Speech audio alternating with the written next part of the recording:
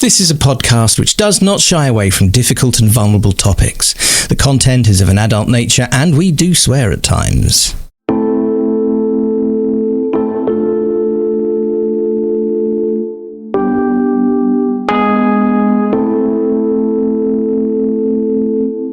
Welcome to the Autistic Licence podcast. I'm Shauna and I'm in Carrickfergus in Northern Ireland. I'm Leo in London. We invite you to listen in on our conversations as we experiment with unmasking in an autistic space. We talk about what it means to discover we're autistic as adults, especially with established careers as therapists. We want people to know that autistic therapists exist and to broaden the conversation about neurodiversity. You're so welcome to join us, whoever you are and wherever in the world you are. We hope you'll find something of interest and connection here.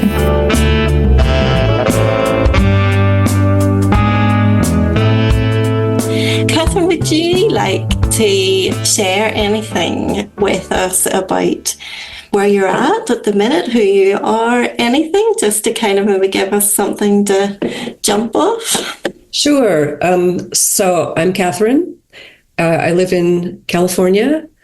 I'm 66 years old. I began to start identifying as autistic last summer, so right around my 65th birthday, and had the usual deep dive, obsessive, looking at every single autistic creator of writing or YouTube or anything. Also had plenty of imposter syndrome. So I did sign up to receive a formal evaluation. Mm-hmm. And it was mainly just for my own, just to have someone I trust. Oh, sorry. Oh, you got fireworks going off. I have no idea how I made that happen. Are you on an Apple computer? Yes. There is something about. I think if I do like that, I'll get. Yes, exactly. There you go. Yes, I knew about this. This has happened to me a couple of times in sessions. Let's see. I love that. Do anything.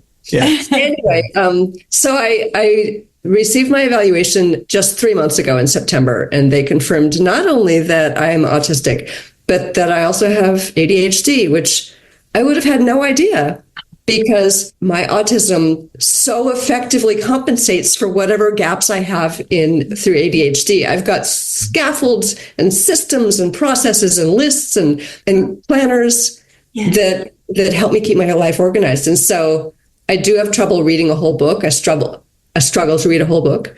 Yes. But otherwise, it surprised me to learn that I had ADHD, but it kind of makes sense.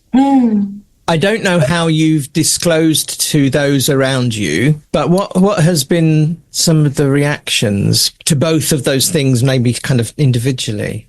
Right. Well, starting with being autistic, because that was what I understood first. Yes. I told my husband, and in the past, he hasn't really known how to deal with mental health things that I've been going through. Mm-hmm. But he's learned, and he was great. And he basically didn't bat an eye and said, that makes sense. Then I told my kids, our kids are in their 20s and 30s, three children, and none of them batted an eye. None of them batted. They completely got it. Yeah. ADHD, since I don't really, I still have a hard time sort of wrapping my mind around it. I haven't talked as much about that with other people. I finally told my parents I was autistic. Uh-huh. And my dad has dementia, so he doesn't remember the conversation. But my mother, it's really important to her to be normal and to have normal children. And so I was a little worried about this conversation going south, but she referred to someone in another branch of the family as being on the spectrum. And I said, well, so am I. Okay. And she said, well, yeah, aren't we all a little bit? And I said, well, actually, no, but I definitely am. It's possible that my parents are also autistic, but I feel like they are adults and that's their journey. Like my kids, they are divergent in some ways, but it's their journey to decide if this is something that they want to identify with and embrace. Yeah. There's so many. I think part of Shauna's nodding now is there are a couple of very specific similarities in my own story as well, which was that's what I was nodding at. Yes. You talk about that kind of, you've had a comment about everybody being on the spectrum. Yes, not actually meaning that they are, but just yes, but it's certainly something my mum has said. But also the whole thing about going off for autism diagnosis and then getting this bonus prize of ADHD, which for me too was just never, for exactly the same reasons that you laid out. All my processes held up those parts of me. That didn't occur to me. I think the difference was I have struggled with many people close to me to convince them that I'm autistic, or not, I suppose convince, because I don't seem it by the stereotypes that they hold. However, the ADHD thing, everybody, the same with the autistic side of you. Nobody was surprised by that at all. I was the only one who was surprised by that one. Yes, that's very interesting. But yes, the bit that I felt... Sorry, go ahead. The bit that I thought was, the visible part was the invisible part, and the bit that I wasn't even aware of it was so invisible, everybody thought, oh yeah, no, that totally makes sense. No, I used to go around reciting pi to a ridiculous number of decimals. I memorized a string of it when I was 12 years old, and that was my party trick for the next 10 years. So. I wonder what would happen with me if I got diagnosed with ADHD or I started talking about that, because it took me ages to see that in myself. Because Leo, you said it for ages before I was able to see it. So I wonder if that's like a blind spot.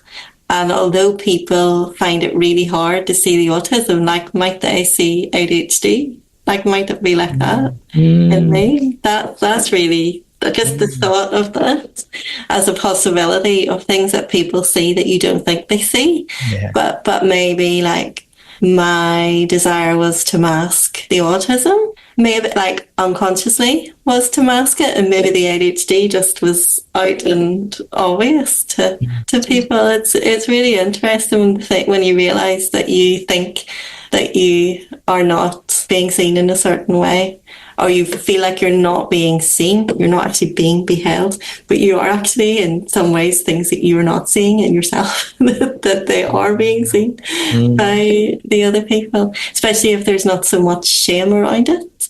And maybe there was internalized shame about coming across as autistic for me, but maybe there wasn't so much on an ADHD angle, it didn't even come in. So maybe that's the thing that's been unmasked and has been out there without me knowing. And the other thing I'd say, Catherine, to kind of really support where you are now with those two strands of your identity, that you're comfortable, it sounds like, or certainly leaning right into that, the autistic part of your identity, because that's the bit that was self-realized and that you went and got the shiny piece of paper about, and also, as the imposter syndrome thing is just absolutely universal.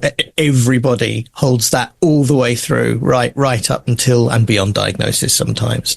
But what you were saying about that being part of you, but the ADHD being something that you hadn't kind of got your head around, or because it was maybe a surprise, then again, I think that's very familiar too. And I wonder if it works the same way the other way around, that somebody who notices their own ADHD-ness and goes and pursues that and gets the surprise dual diagnosis of autism feels the same way. Or because it always seems to, we've had this conversation a few times, I think, that it always seems to me that my autistic self feels much more part of my being or my personality. And ADHD seems to be more, and I don't think this is actually true, it's just how it seems to me, to be more a symptomatic thing. That means I, exactly the same as you, can't read a book all the way through. Or, I don't know, I don't feel as emotionally connected to it until more recently, when I have actually pursued a clinical diagnosis. And so that has changed. And I think I do think also it's the whole one thing at a time capacity. Oh, you're not kidding about that. The year, once I started identifying as autistic and I was doing that deep dive all year, my sensory, what would you call it? Things bothered me a lot more. Yeah. I had to practically shave my head. Because I couldn't stand the sensation of hair. This is long compared to how it was. I needed to cut everything back that drew any of my attention except figuring out who I was. And of course that, the assessment doesn't stop that process. That's that's lifelong. Imagine. What I'm struck by that, although what you're describing to some people probably sounds maybe extreme, to cut everything else out so that you can do that focus. That's really attractive to me, actually. That sounds, and I'm sorry if it was really horrible for you, but I'm just saying my reaction to that sounds amazing. I wish I could have kind of thought I suppose I did a version of that, but the idea of just kind of dialing every other sense down so that you can just experience that one strand. I hadn't thought about that as an enjoyable process. I wouldn't have thought so. And I'm sorry. I mean, I actually did love a buzzed head. Like in the summertime, also short hair, it people off a little bit, some of them. Although, again, my kids didn't bat an eye. But it felt I needed to move everything out of the way. Yes. So that I could do this important work of figuring out who am I? Yeah. And what took you, what begun that? What were the sparks? Well, about 10 or 15 years before that, I had started asking the same question, am I autistic? And I found some researcher who was doing some study with adult autistic people. So I sent them an email and I had a brief conversation with a graduate student. At the end of 15 minutes, she said, well, I can see why you thought you were, but I don't think you are because it's been such a pleasant conversation.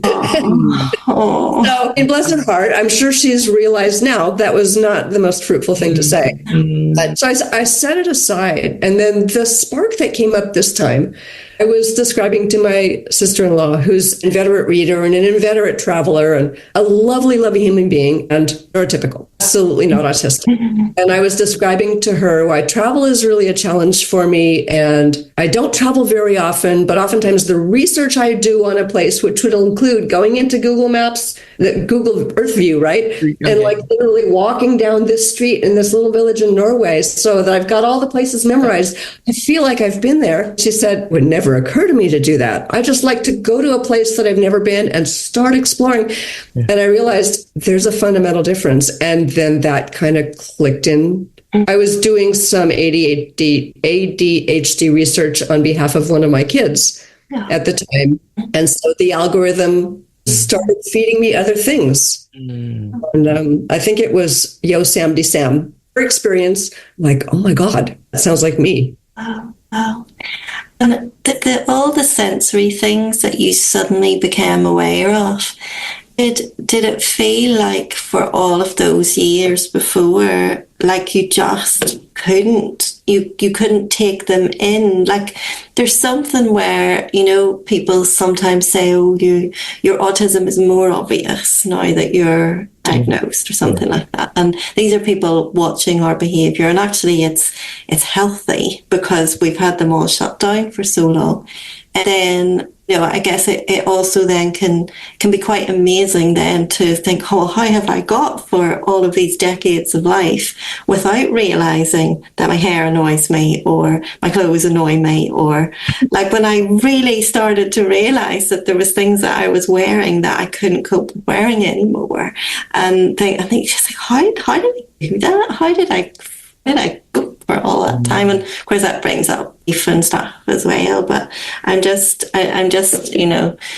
expanding on that a little bit, what you said about that experience, which is very intense, can be very, very intense when we realise how that's all been shut down and can feel it and name it. I think being autistic in this world is uncomfortable. You get used to being uncomfortable and you just assume life is uncomfortable. It's just hard. Life is. So you don't, the pants that are too tight or the shirt in the horrible fabric, or the shoes that squeeze or the small talk necessity. You just assume this is part of life and you got to kind of suck it up. And only after I've been experimenting that just with short hair, but like wearing soft day pajamas all the time, eating foods I like. There's no shame in a same food breakfast. We both resonate very, very strongly with that one. It's like life is more comfortable now because I realized I was putting up with a lot of stuff because I thought it was expected or required. And this is one of the blessings of being in your 60s, right? You don't care as much.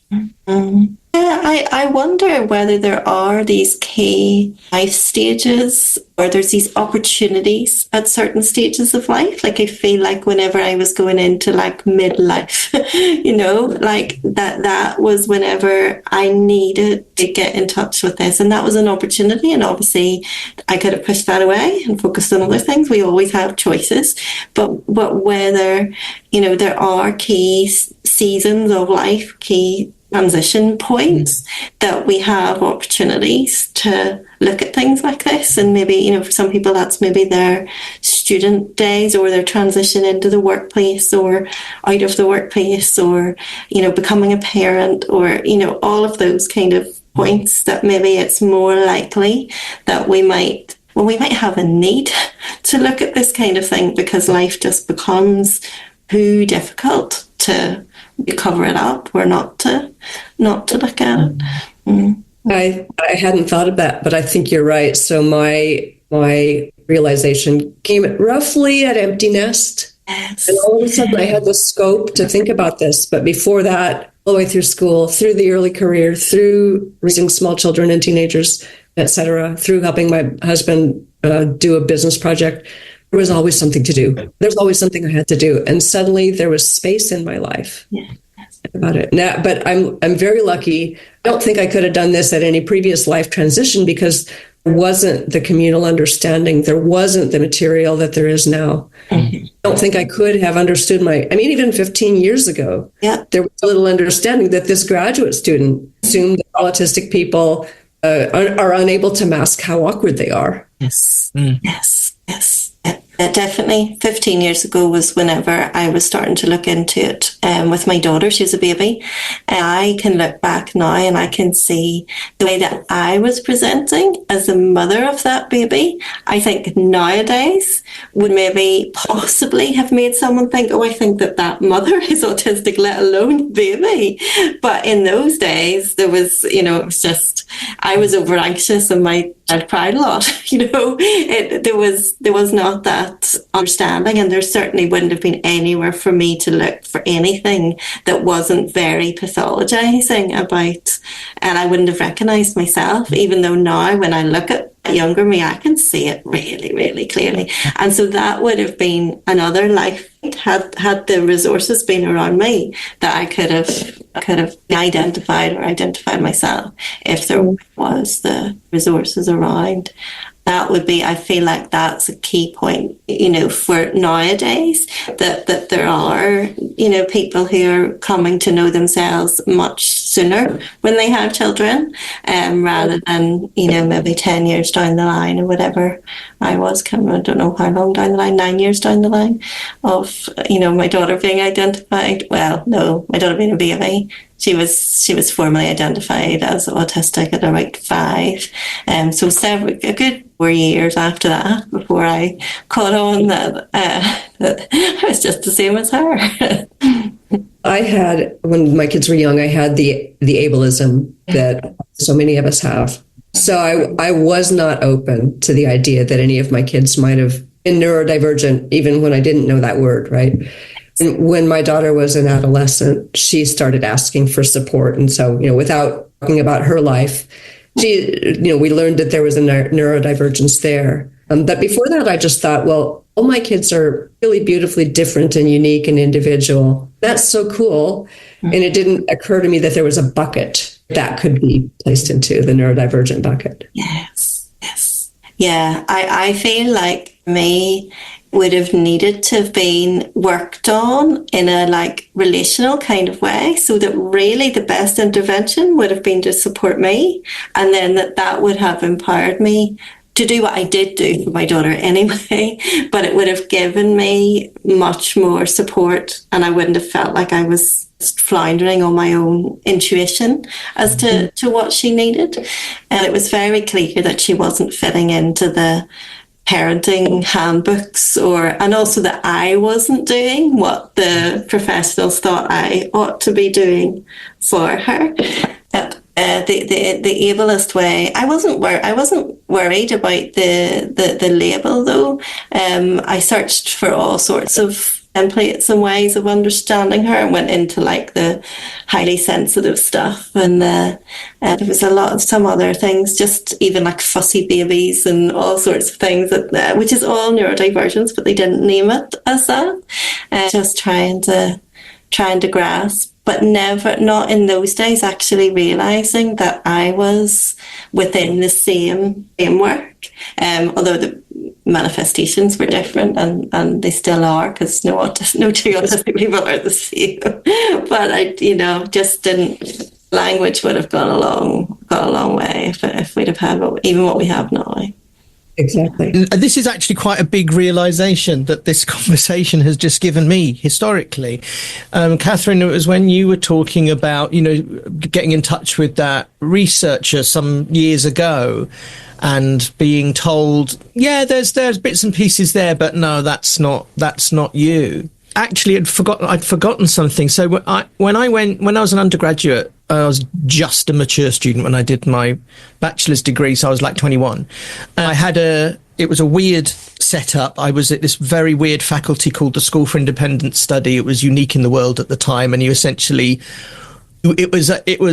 you studied alone at something very, very specialist. And it had to be definitive. Lovely. It was lovely. It was fantastic. You spent the first term of this 3-year degree writing your program with a tutor that they kind of computer dated, matched you up with to the best of their ability based on what your interest was. Mine, funnily enough, was speech radio. And so I was paired up with this tutor randomly because he'd written a play for BBC Radio 4 in the 70s. And that was, and he used to be a journalist. And one of the upshots of that was that I ended up being a journalist for a while, which wasn't my intention. However, it was him. He was my personal tutor for those 3 years. And his wife actually ran the faculty. So there were 2 academics that were a couple. And I stayed in touch with them afterwards. And for years, they came to my first wedding. And, even after that, I worked with him for a little while on a project. So I knew them anyway. Sorry, this is all pointless backstory. The point was that I remember in this would have been, let me think, it would have been the mid-90s. So it's 30 years ago. Went round to their house for dinner and spent the evening with them. And I'd forgotten I did this. I made a comment about feeling that I was autistic and that I would, at that time it would be Asperger's, and that probably would have been what I would have been diagnosed with. And I mentioned this, and it so happened that some friend of theirs had an autistic child who was very autistic, very visibly autistic, lots of struggles. And they really kind of laid into me. I was told off quite sternly for appropriating, I guess, a label that clearly had nothing to do with me. And don't you realize how much these people suffer? And, you have no right. And that completely shut me down for 20 years, actually. I had forgotten that until you just mentioned that particular narrative. So it's been in my awareness and identity since I was in my mid-20s, I guess, or late 20s, at least. I mean, I think I always probably... That's why I'm always interested in, what were the first sparks for people as well. And, the possibility of them being shut down, anything up to quite recently would be quite high. Right. And even recently, I think, I'm sure we all get aren't we all on the spectrum? You don't look autistic. I had a 5-year-old nephew, etc. Yes. I actually do have a nephew who is autistic. I do have that, that person in my life. Yes. And that didn't invalidate you. Not at all. In fact, I came out to his mother's, the Christmas card guess who else is autistic. We'll see. We'll see how that lands. Yeah. Oh, wow. The A team. I'm on the A team. Fantastic. I like that. I've never heard that. The A team, the AU team. Yeah. I can't claim it. I heard it. No. It was when I got my assessment back and I posted it in this Facebook group that I was in, and someone said, "Welcome to the A team." So I love it. I can't claim it. Our community. Yeah. Yes. So I have a question for both of you about autistic identity. I got an email yesterday, the latest thing that Devin Price has written about. It's a question that came to them from an anonymous autistic person who said, before I realized I was autistic, I had plenty of confidence. I always assumed that I was liked and that I would be accepted and that I made a great first impression. Now, with this realization, I'm going back and reviewing all these memories and realizing those times I thought I was liked, I was tolerated. And those times I thought I was being admired, I was being made fun of. And I think back on, so my freshman year in college, I lived in a freshman dorm of 180 people. I knew everybody. I was out there. I was singing annoying songs in the hallway. I was outrageous and fun and quirky and probably manic pixie, right? Manic pixie. I'm not in touch with a single person from my university. I didn't keep any of those ties. And I realized now the whole time I thought I was fun. I was getting on people's nerves. I was not reading the room. So what this anonymous reader says is, with this realization, with this painful self-consciousness, it feels like my social skills are declining. Like I feel more awkward than I have. And I'm almost like, I'm just nervous to go into groups now. And I wonder if either of you had experience like that, an awareness like that, as you started living into your autistic identity. In consciousness, I'm having it right now.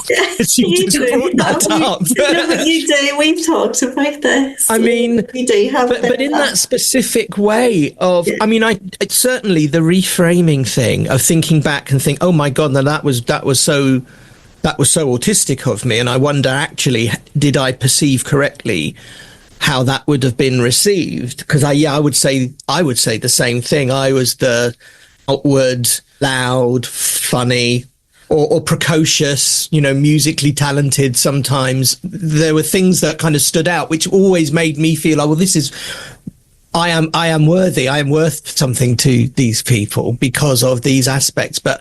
And I am already aware of a lot of behaviors that would have been and still probably are incredibly irritating, but which I now understand better.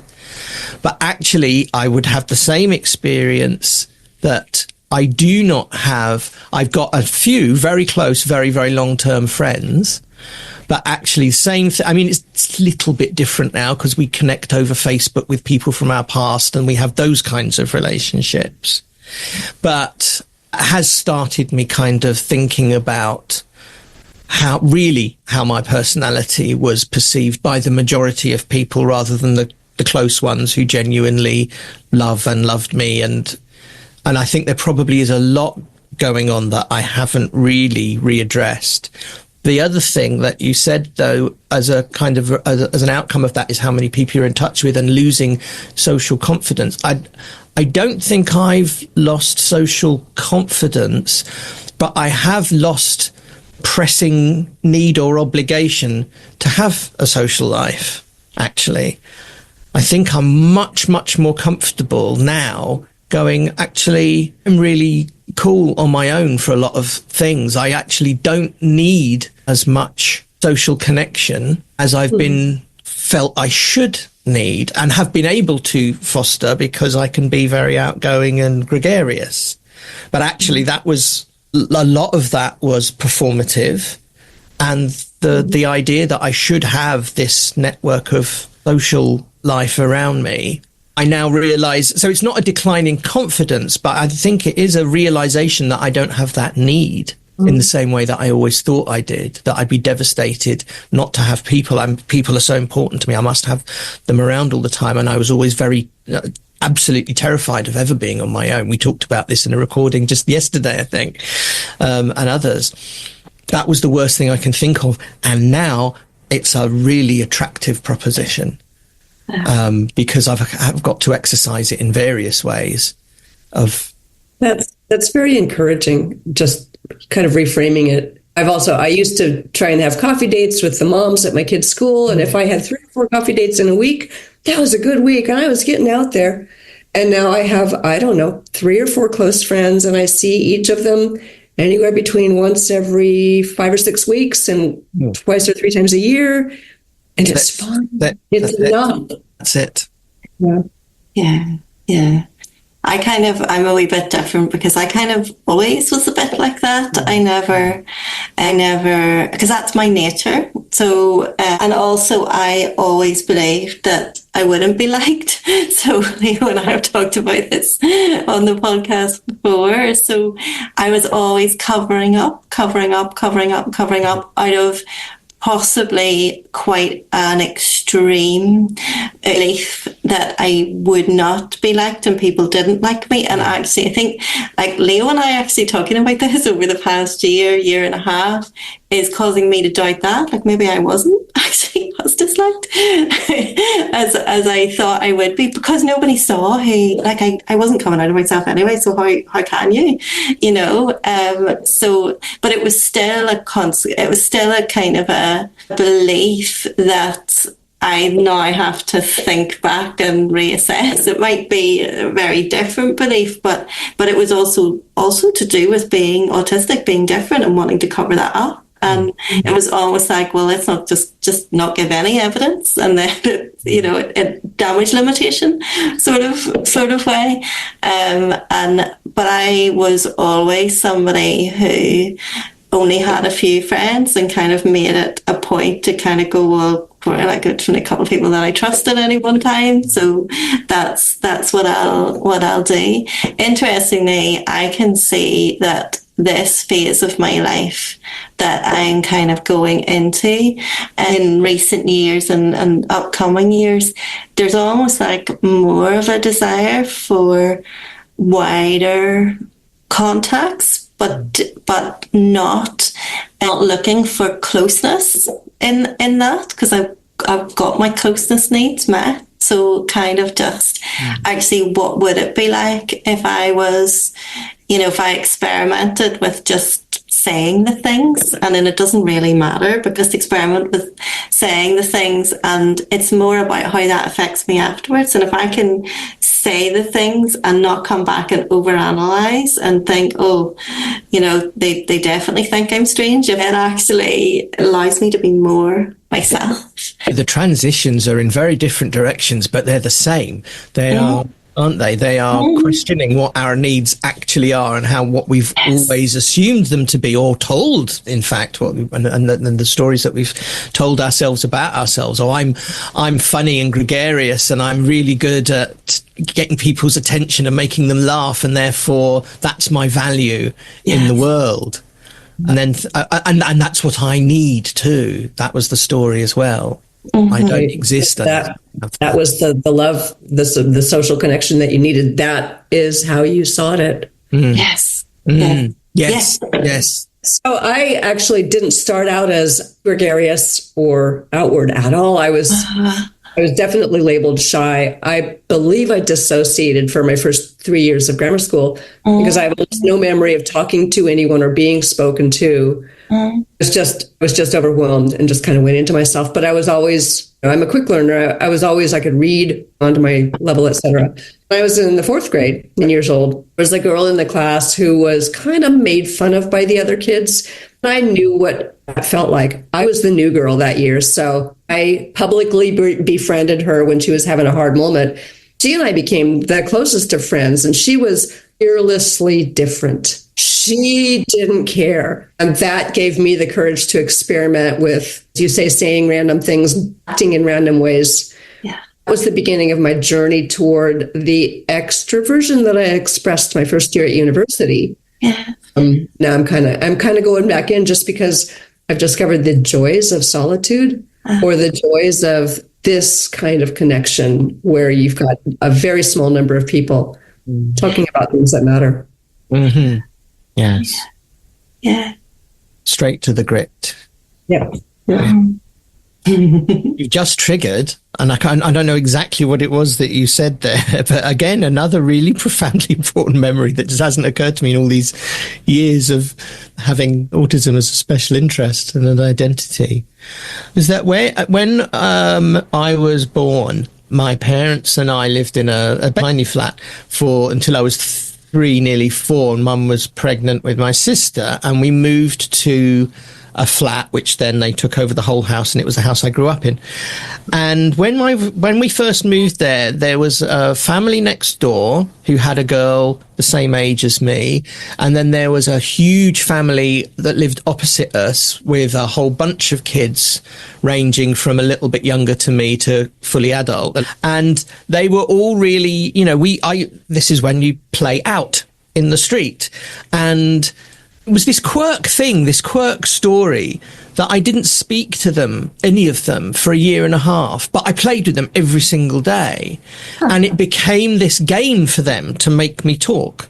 And one day I half remember this, I think, just decided, today's the day, I'll let them have it and I'll start talking to them. But I had relationships with them, we played every day out. I'd never connected that as selective mutism, which it absolutely was. There was a real barrier. It wasn't a game for me. It was for them. But I realized that I could set up all of this communication and these relationships without speaking at all. I only spoke when I was indoors. This is just before I would have started school. So that hadn't come up really. That's really fascinating. So what was your experience starting school? Because it's indoors in a different setting, but it's outside of horrific. And again, I reframed that now as absolutely traumatic. So because I have a birthday that's right in the middle of the summer holidays, and here that means that I'm right on the kind of borderline. Okay. What's your birthday? I know. I was always one of the youngest. Oh, okay. Well, yeah, so I'm August 18 and I'm in the middle of the summer holiday, so I could kind of have been in either year. It was quite fine when I started, and I actually started school a year later, so I was I was 5 when I started school, and most people were 4. And that was my first day was absolutely traumatic. I screamed and screamed and screamed and threw up and all day. On separation from my mum. I don't remember after that, but that day I remember particularly. And of course, again, I can think, well, that was an autistic kid who I don't entirely understand what the trauma was, other than massive separation anxiety, but it was more than that. It felt like part of it had been overwhelmed because all of a sudden you're in a room full of a large number of people you don't know. Exactly. And I wouldn't have ever been in that environment before. That's brilliant. See, I just recalling it now, I wasn't able to think what were the factors. Yes, that would have been an enormous one. Being in the care of somebody else who I didn't know at an instant with no preparation. And by the way, she was horrible, that first teacher. She was an elderly lady who hit me once, actually, and drew blood. She slapped the back of my hand once, caught her nail in the back of my hand because I was being too chatty. 5. And I remember I told my mum, and she did go back into the school and had a massive stand-up round. This woman, Miss Freeborough, I've just remembered her name, completely denied it. Just said, no, I didn't. Right. But you had a mother who stood up for you. That's actually... I did, and that meant a lot at the time. Yeah. I remember I remember the Leo in my class. His name was Bobby, a girl named Nancy. They cried on the first day. And I remember thinking, those 2 children are crying, but I was just absolutely frozen. I don't remember, almost no memories of those first 3 years. I don't remember any of the teachers. And I think it was only in my 3rd year that I actually began to make a friendship with one of the other students, another shy girl, probably autistic. Mm-hmm. I remember all my teachers, but I don't remember any of the kids that I was at school with for the first 2 years, 3 years. After that, plenty. But yeah, I'm interested in the speaking thing. Did you do nursery school? I went to a play group. It was called Playgroup. That was local. Yeah. And so, yes, I was in that environment for probably a year, and they were half days. So it would have been like for 3 hours in the morning. Mm-hmm. I think that would have been Monday to Friday. And I liked that. And I imagine, I will have to check with my parents, that there was a better transition there. First of all, it was a very hippie outfit. And my mum also worked in a play group with two friends of hers that ran a playgroup. It was not the one I went to, but I had been to theirs when I was very little. Of course, I hadn't thought of this. Okay. Yeah. I spent a lot of time as a baby up to 3 years old, 4 years old, in a playgroup environment with my mum. With your mum, yes. And two friends who were family friends who were running the place as well. So I knew it really well, actually. It was a familiar environment. It was much, much smaller, totally based on play. It wasn't a classroom. Yeah. You know, it was completely different. And so my memories of my time at playgroup officially are pleasant. I enjoyed it and I loved the people that ran it. Yes. I don't remember anybody who was there. And it was over the road. It was right opposite the house of a childhood friend as well, who I imagine attended as well, who was my age. So, yeah, very, very different. There's a loss of that as well whenever you then find yourself in school, and it was not like that. So things were going to be completely different than how they would have been. Yeah. And do you know if you spoke whenever you were in playgroup? I think I would have. No, I imagine I would. You spoke at home and you spoke in playgroup. You just didn't speak with the children outside. Yeah. Yes. Really selective. Very specific.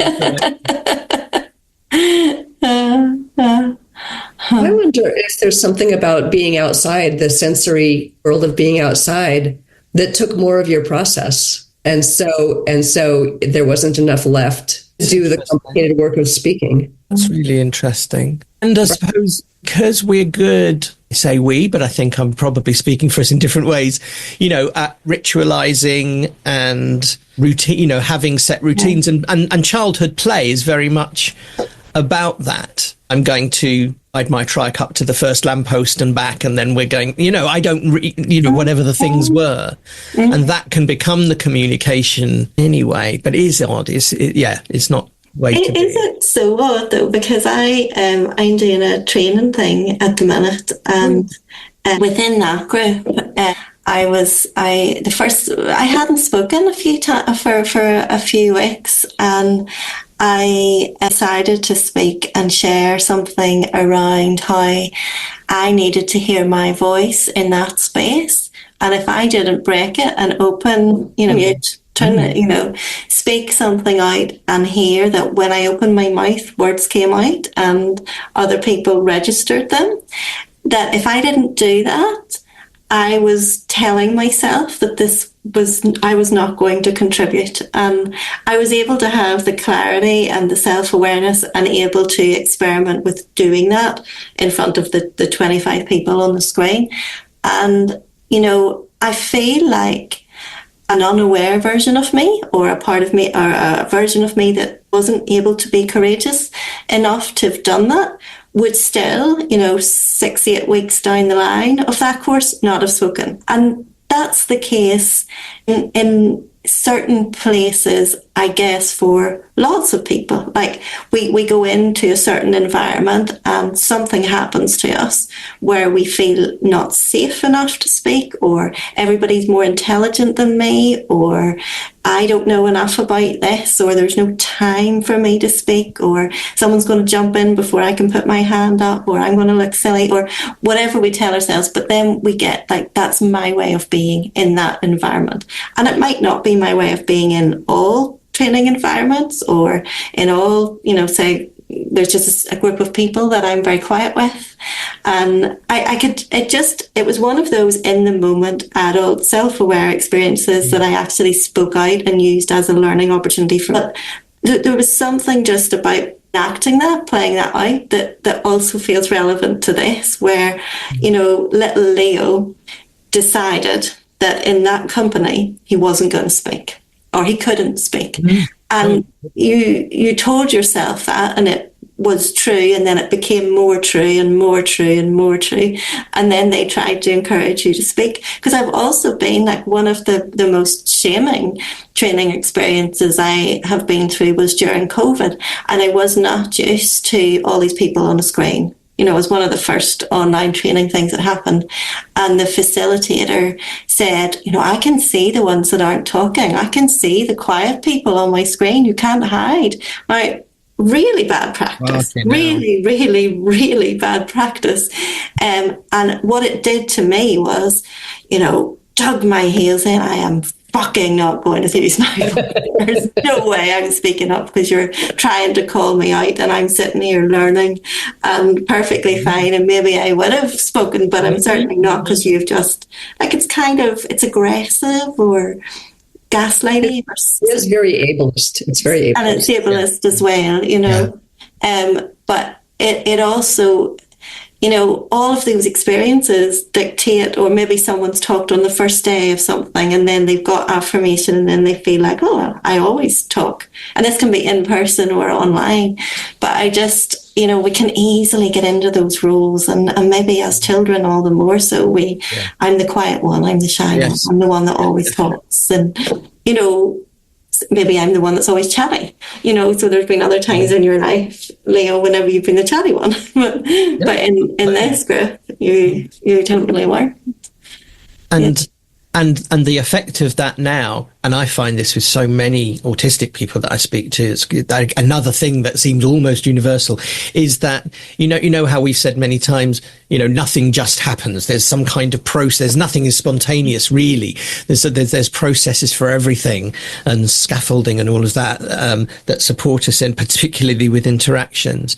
But one specific thing about that is when there is a group, and, there, especially in therapy training, where they don't say, go round in a circle and introduce yourself. It is very much, you let the group form by itself. You let people decide when and where.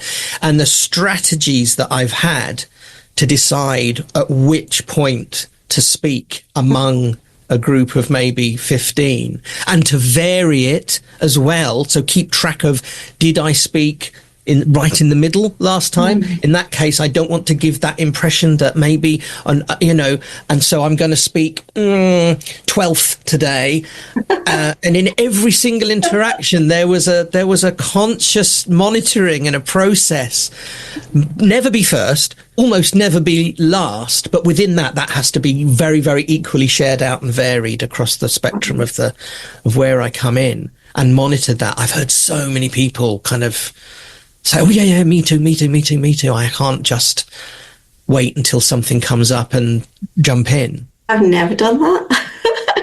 It reminds me of the stress of being in a group conversation where you keep thinking, you just can't get in. This is, I guess, famous among autistic people, that we don't know when to break in, when to say something, what to say. I don't know how neurotypicals do it. It's like jump rope, that when the rope is already going and you're supposed to jump in. I could never do, because I also have dyspraxia. Of course, well, there's that. Yes, absolutely. I can understand. So I have social dyspraxia, I suppose. Social dyspraxia. Lovely. Right. I've coined it. I want. Yes. Yeah, you coined it. That's okay. I'm going to copyright it for you. Absolutely. So I besides the thing from Devon Price, there was one other piece that I wanted to bring up. It's a tab that I've had open for probably 2 months, ever since I read it. Okay. The author is Seren Sterling, Seren, and the title of their piece is Shifting My Unmasking from Revealing to Unearthing. And it's quite a lovely thought piece. But I go back and read it every couple of weeks. They talk about how in the beginning, when they realized they were autistic, unmasking being like, I'm going to stop pretending to be neurotypical. I'm going to engage in stims, or behaviors that were just as artificial. Yeah. And led to social discomfort, et cetera. And so now they've gotten to the point where they're more just kind of doing an archaeological dig, finding what's there. And that mainly involves listening to their body. Yeah. Everything, not just I need to use the restroom, or I need to eat, or I need to sleep, but this environment, I feel uncomfortable here. Let's figure out why and fix it. Yeah. Yes. If we grow up, as I'm sure many of us did, being encouraged to disconnect from our bodily needs and to deny our bodily needs, a really important piece of growing. I'm getting rained on. I'm just going to close my Velux. Hold on. Is it smelling like petrichor? Very good link, Catherine. I love that smell. It's my favorite smell in the universe. it's kind of like what you were talking about all the sensory onslaught and being real about what we experience in our bodies that we've shut off and shut away, isn't it? What you were talking about at the beginning. And so it's making me think as well, you know, oftentimes it's assumed that as autistic people, we can't tune into our interoception and what's going on. And it's making me wonder, like, is it can't, or is it just have had to shut that down? And we can learn if we will attend and if we will give ourselves permission and compassion as to what we're going to find. Maybe it is there. It's just, it needs re-practiced, because we just haven't been able to. It's been too much. It's been overwhelming. It's had to be shut down, but maybe we can get it back. I think the key word in what you just said is compassion, because the things that we unearth about themselves, like finding I'm way more awkward than I thought I was. Yeah. People thought I was annoying. Like those things, you just have to have compassion. Yeah. And realizing I'm still just as worthy of love as all those cool neurotypicals. That's beautiful. That's Yes. true. Yes. So now for something trivial. I'm a little bit fascinated by what looks like something like a brontosaurus on behind you, but it's face on. Oh, I was right. Oh, wow. I think they call it a brontosaurus now. It is a brontosaurus. Yeah. So this, when I was pregnant with our daughter, or my first, we went to this, like, I don't know, church rummage sale, and some elderly lady had made this dinosaur, and my daughter loves it, and she won't let me let it go. So this is the guest room that she stays in when she's here. Hey! Oh, I picked a good thing there for a little story. Thank you. That's wonderful. Yeah. Bronto used to have a crocheted collar that didn't match at all his blue. That was probably the old lady also could crochet and just yes. put it all together. Oh, that's lovely. I don't know who made it, but I appreciate her.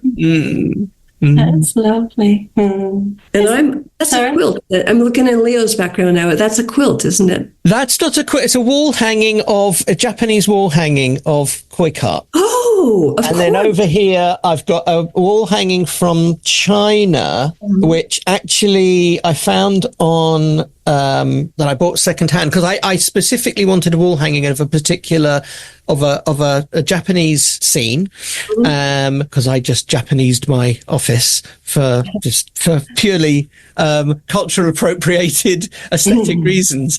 I just like it a lot, and so I just did a search for a Japanese wall hanging of a particular size and found this particular one in a vintage shop online and bought it. And actually it's exactly the same age as me. It was painted in 1966 in China for the Japanese market. Okay. I've never heard that story. That's great. I can tell you all my embroidery. That's my new interest, but it's both an interest and a stem and a Christmas presents for everybody. Oh, wow. How lovely. Does that have a theme? Hold on, Yeah, go on, please. So this is my son will not see this podcast, but I've given him all. These are kitchen towels. Oh, lovely. Oh, yes. Yes. So for my son, I've done botanical.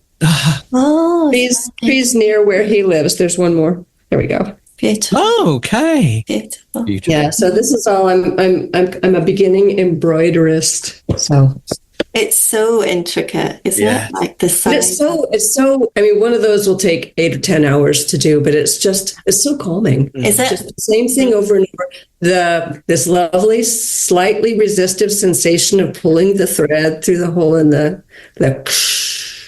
That's lovely. Thank you for sharing that. Yes. Is there anything else before we finish up?